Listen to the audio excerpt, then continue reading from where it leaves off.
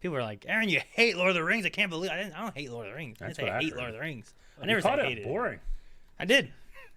I definitely think there's some boring elements in it. You man. know? And Damn standing shame. around talking with some elves and stuff, and I'm like, what are we doing? Damn shame. Can we fix this man who's dying and get moving? We gotta get rid of this ring. People are gonna die more. There's an army coming. Bunch of orcs. It's not so simple as growing that, from the Aaron. ground. Motherfuckers Sprouting arguing like daisies. with J.R.R. Tolkien. He's allowed to have his opinion. I guess. What? I will watch those again. I did watch those again. Rick wouldn't even watch Man of Steel. Nope. Never So like, come on. I'm not that hard against it. I'm just saying like, there's some long parts. I like a lot of it, but there's also like some parts where I'm like, I want to get to the other stuff. So. Okay, but that's not a fair comparison.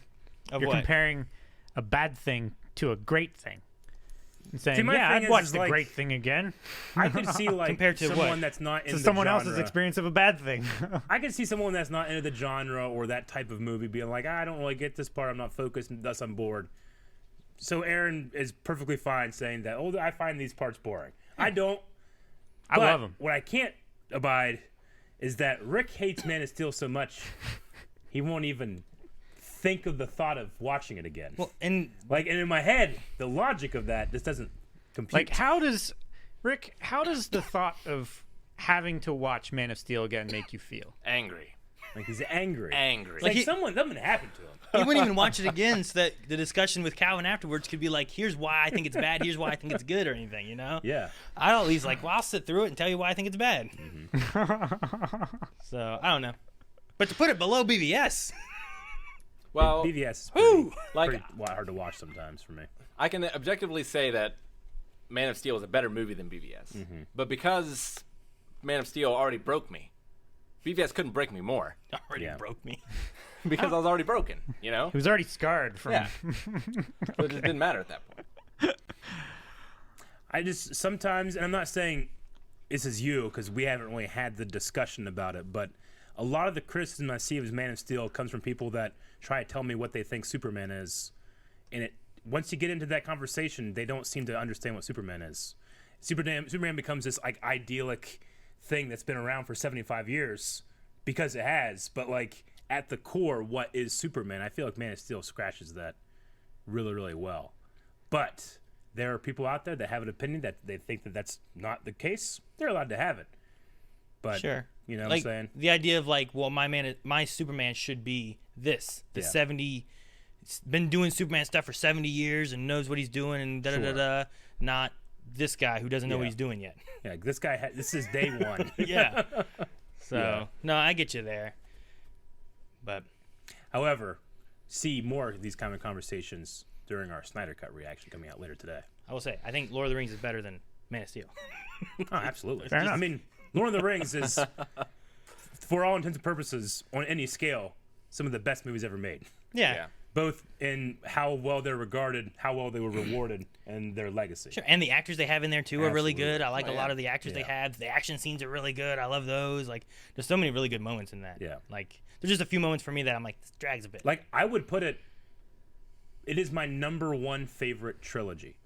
Because Star Wars I see as a saga. I don't see it as a trilogy. You loopholed Yeah. that. I absolutely did. But Star Wars, for me, is a complete story. Lord of the Rings, I feel like, is a complete trilogy. And you just don't count The Hobbit. Well, The Hobbit is a single book. It's not meant to be a trilogy. But it doesn't count as a saga. Is that what you no, mean? Like, not necessarily. You don't put I in don't that think book? so. See, I bet Rick is like, oh no, I have my favorite trilogy. There's 3 trilogies of Star Wars. He's one of those guys, I imagine. Right? Oh, yeah. Like, It's you're like definitely original pretty trilogy, separate. prequel trilogy. Yeah. See, the Yeah, only thing I can say absolutely. to that is, like, the motherfucker literally called it episode 4. You know?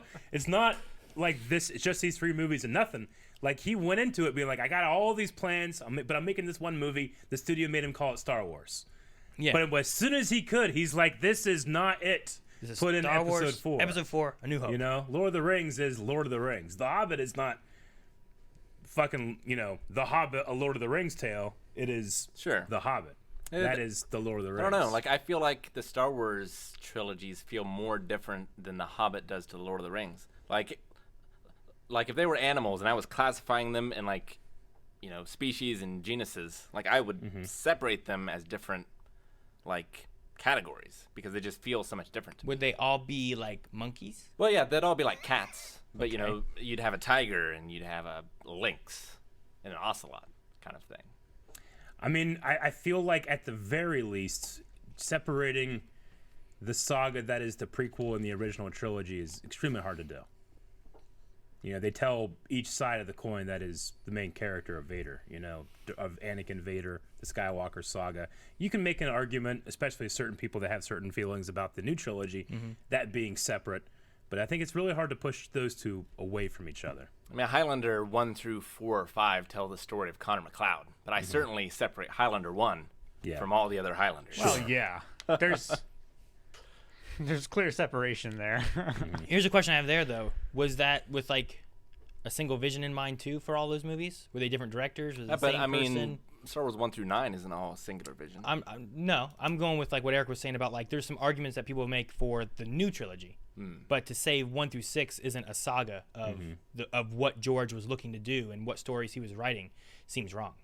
You know what I mean? I mean, yeah, if the Highlander movie started with Episode 4, the Highlander, Star Wars it starts Episode 4. Like, Episode 5 comes out, and it has the Episode 5. Like, sure, it didn't get to finish its trilogy run without already telling you this is part of a much, much larger story to be cohesively told, Lord of the Rings doesn't necessarily do that.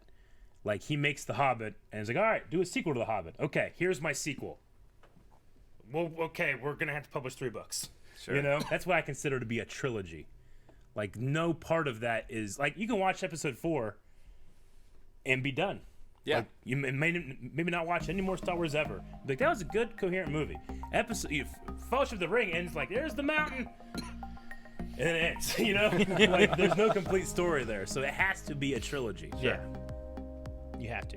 Yeah. So that's why you can be like a saga versus trilogy or whatnot. So. Yeah. I get you. Makes sense to me.